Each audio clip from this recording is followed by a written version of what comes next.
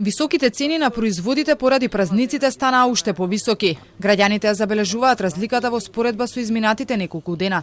Велат тоа што било скапо сега е уште поскапо и е нов ценовен шок за нивниот тенок семеен буџет. За да ги обезбедат основните работи за Великден, пресметале дека се потребни повеќе од 3000 денари. Велат ова се многу пари и сериозен товар за многу домаќинства. Сега се повисоки, да. Се повисоки и за едно обично семејство со минимални примања е тешко. Тоа е страшна работа. Многу е скапо. Просто човек се плаши да дојде на пазар. Сигурно дупло се по-високи цените од пред празниците. И трговците потврдија дека во споредба со лани, производите ги продаваат по повисоки цени. Сигурно за едно 50 динара се падиџаните поскапи од лани. И краставици исто така се поскапи. Лани беа по-ефтини беа.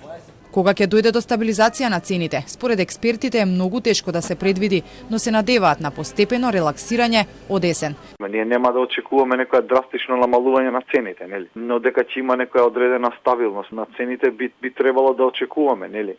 Ќе донесе некој баланс некаде таму во накај септември можеби, ако остане ова ситуација, нели, ако не очекуваме некои драматични промени на полошо.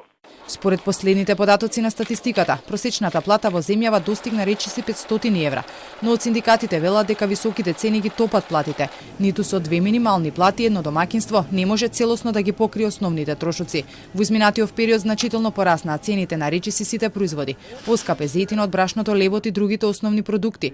Поради тоа државата донесе одлука на одреден период да се продаваат без профитна маржа, но и покрај ваквите мерки, статистика измери раст на трошоците за живот за 8,8% во март годинава во споредба со март лани. Кај цените на мало пак зголемување има за речиси 10%. Аналитичарите потврдија дека во моментов ја живееме една од најголемите кризи до сега.